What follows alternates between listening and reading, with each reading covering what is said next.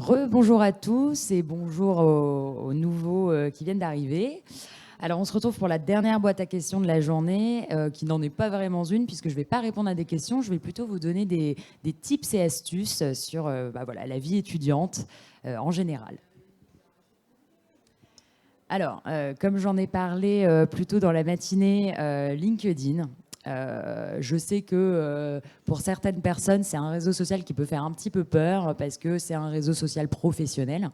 Néanmoins, peu importe votre âge, encore une fois, comme je l'ai déjà dit, que vous soyez collégien, lycéen ou déjà en études supérieures, je pense que c'est vraiment un réseau social hyper important, excusez-moi, parce que professionnel. Et donc, du coup, il va vous permettre de faire des connexions, de vous faire des relations potentiellement pour trouver, si vous avez besoin de trouver un stage, si vous avez besoin de trouver une alternance ou même un job d'étudiant. Hein.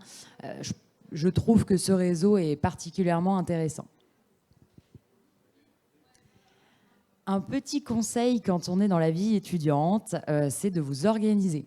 Alors, je pense qu'on a déjà dû vous le dire, mais les fiches, c'est réellement votre meilleur atout. Parce que quand vous allez devoir réviser des matières, avoir des petites fiches déjà préfaites, ça vous servira bien.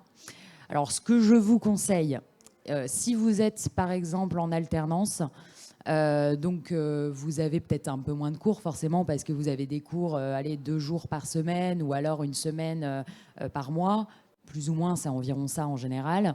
Je vous conseille de faire tous les mois, alors en début de mois ou en fin de mois, vous reprenez tous les cours que vous avez eus et vous faites des fiches par rapport à chaque cours que vous avez eu.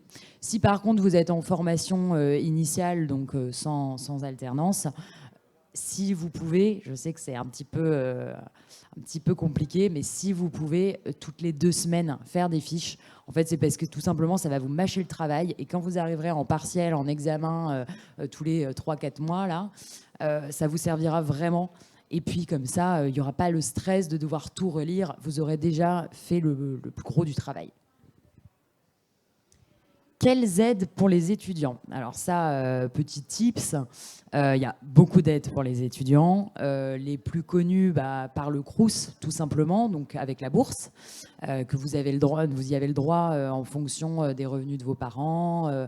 Notamment, et aussi au niveau de votre localisation par rapport à l'école. Donc, il faut regarder sur le Crous directement si vous y avez le droit, combien vous pouvez toucher. Et puis, il y a aussi le Crous au niveau des appartements que vous pouvez avoir, hein, des logements que vous pouvez avoir, qui sont des logements étudiants. Dans le même esprit du logement, les APL. Alors, ce n'est pas forcément que pour les étudiants, je ne crois pas.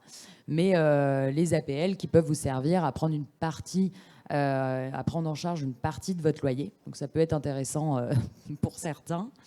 Il y a aussi, donc ça c'est plus pour les alternants, la prime d'activité. Donc il faut avoir un minimum de salaire pour pouvoir y prétendre, mais normalement, en tout cas une majorité d'entreprises fait en sorte que vous ayez un pourcentage du SMIC qui vous permet de la toucher. Et puis cette aide, ça peut aller jusqu'à quasiment 300 € par mois. Donc c'est quand même pas négligeable.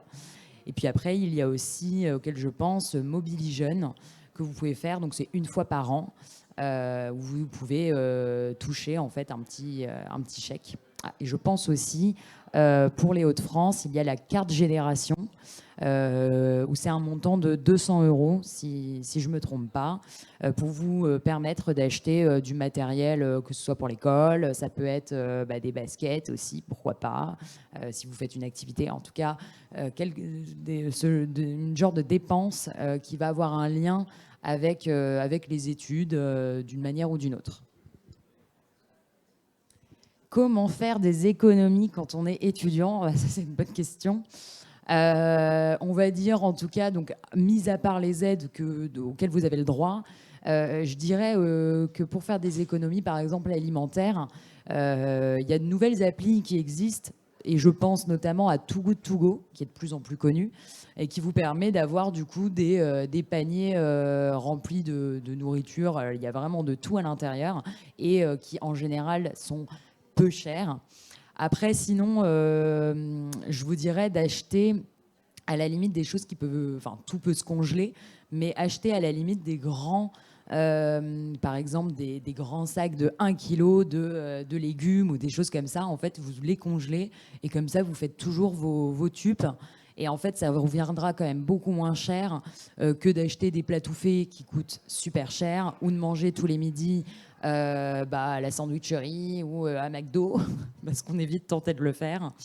Et puis sinon, après, il y a certains endroits qui ont des cafétérias, dans l'université notamment, où là, effectivement, ça peut être rentable, ça peut être bien au niveau économie, au niveau alimentaire. Et un dernier petit tips, on n'y pense pas forcément, mais je trouve que l'astuce n'est pas mauvaise, c'est de se rapprocher de groupes Facebook. Donc vous pouvez taper par exemple votre école, et en fait ça va potentiellement, ou alors de taper tout simplement sur Facebook étudiant Reims, étudiant Lille, étudiant et votre ville, et ça va vous générer des groupes en fait d'entraide qui soient alors soit sur votre école en particulier, soit sur le fait d'être étudiant en général avec votre région ou avec votre ville. Et puis, il y a toujours plein de petits conseils qui est donné sur ce type de groupe. Donc, c'est super intéressant. Potentiellement, si vous venez d'une nouvelle région et que, parce que vous vouliez faire une formation qui n'existait pas dans votre ville natale et que vous arrivez dans une nouvelle région ou dans une nouvelle ville, ça peut aussi vous permettre de vous faire des potes. Donc, c'est quand même une bonne idée. C'est toujours sympa de démarrer l'année avec déjà quelques connaissances. Et puis voilà, et puis aussi apprendre peut-être grâce à d'anciens étudiants potentiellement qui peuvent aussi donner des petits conseils, que ce soit sur l'école ou sur la ville. Voilà, c'est terminé pour les petits tips et astuces. J'espère que je vous aurai appris ou en tout cas que je vous aurai ouvert les yeux. Et n'hésitez pas surtout à taper après de vous-même sur Internet, pourquoi pas, astuces étudiants, de vous renseigner par rapport à votre ville et par rapport, sinon tout simplement d'aller regarder votre établissement, d'aller leur demander ce qu'ils mettent en place pour vous étudiants ou quelles aides vous pouvez avoir avec eux. Voilà.